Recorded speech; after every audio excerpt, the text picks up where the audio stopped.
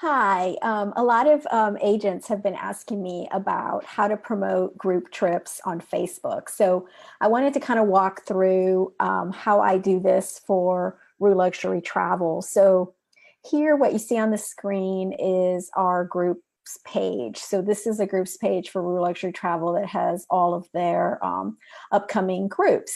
And so basically, when I promote these groups, assuming you've already done all your homework, you've got your price set, you've got your itinerary, you're going to need a few things. So you're going to need a short description of your tour or your group, which is sort of like the enticing marketing copy for your landing page. And then you're also going to need some sort of PDF of the itinerary so that you can offer your prospects the chance to download it. So let me turn this guy off.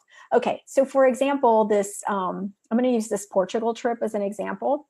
So whenever I get a group for an agent, the first thing I do is I put together a landing page. So this would be a landing page for this particular trip. And so you can see there's a form and there's a short description of the trip. I do put pricing here, although I don't always do that. Sometimes I leave the pricing open. You tend to get more leads that way, but if you really want to qualify your leads and have them not be getting sticker shock when they see your itinerary, it's a good idea to go ahead and publish the pricing. So what happens is when these people fill this out, they are going to, and I'm just going to fill it out with my information so you can see how it works.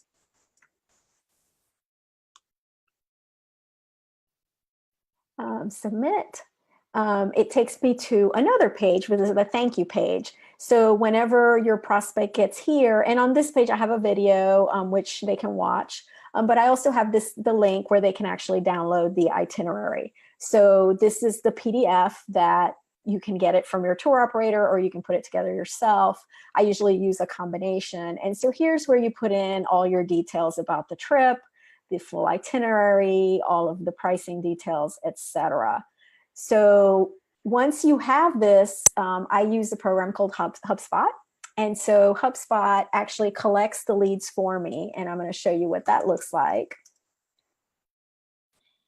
And so I can actually collect all of the leads for that trip into a database. And what I can do with that now is follow up. So how do we follow up with these leads? Because it's not just a matter of getting them. When you first get them, they're probably not going to be ready to buy. So what you're going to want to do is entice them with some sort of follow-up marketing. So what I do for my clients is I set up email sequences. And so these email sequences allow me to follow up on an ongoing basis with these clients so that they get information from me about the trip. And I usually do a series of 4 to 5 emails. And if you want to see kind of what these look like, I can show you.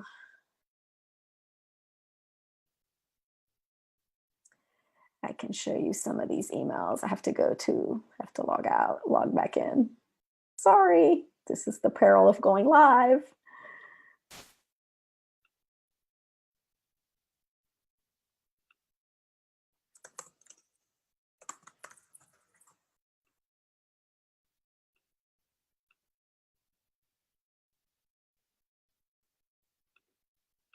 Okay, so now you can see, you'll be able to see what the marketing looks like for this. So the landing page is your asset. So just to recap, the assets you need are going to be your landing page, your thank you page, your actual PDF, and a series of emails. That is like the most minimum system that you need to make this work. So over here, you can start to see my email workflow. So I'll show you kind of the workflow that I use to follow up with these people.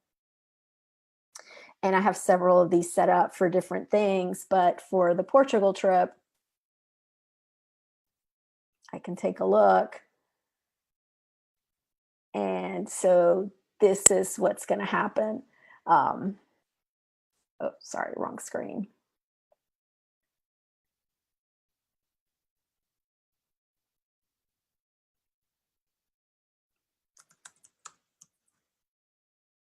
So this is my follow-up sequence. The way these follow-up sequences work, it's actually really cool. I have a series of 5 emails. And so what happens is the software will keep sending the email to these people until they reply. As soon as they reply, the sequence turns off, because presumably at that point I will follow up, or you will follow up personally with your leads. But you can see kind of what these emails look like. It's, thank you for requesting information. Here's the itinerary again. And then there's a little follow-up. Were you able to view the itinerary? Another little follow-up, just wanted to see if you had any questions, and so on and so on. So you can, of course, write these to match your personality, but you definitely want to follow up at least 3 times. 5 is better. On my lead forms that I do for Roux Luxury Travel, I do not require a phone number, mainly because I'm not really going to call them. But if you really want to make the most of this campaign, requesting a phone number is actually a really great idea, because it gives you the opportunity to follow up by phone. And a lot of times, people aren't really opening their email. A phone will definitely increase your conversion rate on this campaign. So now that we have the assets set up, we have our follow-up emails, we have our landing page, we have our thank you page, we need to drive traffic to that landing page. So how do we do that? And what I've found works really well is sending an email to your existing list, especially if you have people that are interested in that particular destination. That's a great idea. So you may want to go ahead and send emails to that list to invite them to get more information about your group. The other option is to advertise on Facebook or Google. And a third option is to write blog posts about Portugal that will hopefully get traffic. And then within the body of that blog post, you can offer a link to download the itinerary. Now, in reality, the offering the link to download the itinerary in a blog post, that's more of a long-term strategy. If you're trying to fill this group within 6 months, you're probably not going to get enough results from that to fill your group. So if you need leads fast, advertising on Facebook is probably the best way. You do have to plan on your budget for that. And your cost per lead will vary. So you may be paying $1 or $2 per lead, or maybe as high as $10 or $15 a lead. So depending on how expensive your trip is and how tricky it is to get that audience, you'll want to make sure that you have that covered.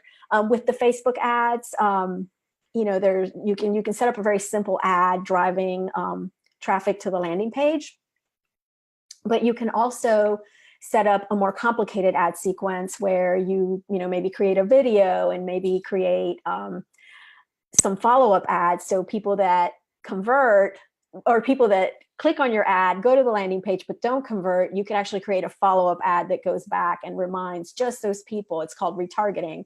So there's lots of things we can do with Facebook, but it's really one of the best ways to really get clear and get at your target market. So anyway, that's all I have for now. I just wanted to kind of briefly outline this for you, since I've been getting a lot of questions lately, like 4 or 5 about it. So hopefully, I can't look at the Facebook right now while I'm live, so I don't know if you guys have questions, but if you do, feel free to put them in the comments and I'll answer them after I finish. And I hope you guys found this helpful, and feel free to reach out if you need any help. Thanks.